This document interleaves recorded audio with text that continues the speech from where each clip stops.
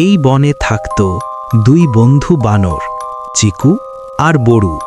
চিকু ছিল ছোট, দুষ্টু আর খুব জেদি, আর বড়ু ছিল একটু বড়, শান্ত আর খুব বুদ্ধিমান। তারা সারাদিন একসঙ্গে খেলত, গাছে উঠত আর একে অপরকে ফল পেড়ে দিত। বড়ু সব সময় চিকুকে আগলে রাখত, ঠিক বড় ভাইয়ের মতো। কিন্তু একদিন বনে ভয়াবহ খরা নেমে এলো। চারদিকে খাবার নেই, গাছগুলো শুকিয়ে গেছে।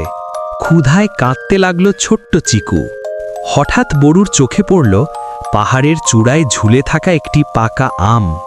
নিচে ছিল গভীর খাদ, তবুও বড়ু ভয় পেল না। চিকুর জন্য সে ঝুঁকি নিয়ে আমটি তুলতে গেল, কিন্তু ফিরে আসতে গিয়ে বড়ু পড়ে গেল এবং গুরুতর আঘাত পেল। তবুও সে আমটা শক্ত করে ধরে চিকুর সামনে এসে দাঁড়ালো। চিকু খুশিতে আমটি খেতে শুরু করল, কিন্তু বড়ুর অবস্থা সে খেয়ালই করল না।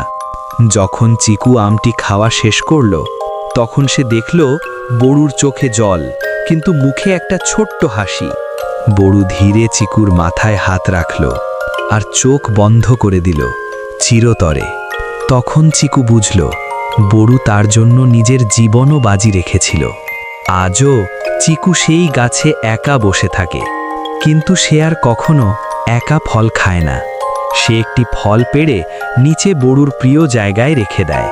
সত্যিকারের বন্ধুত্ব কখনো শেষ হয় না।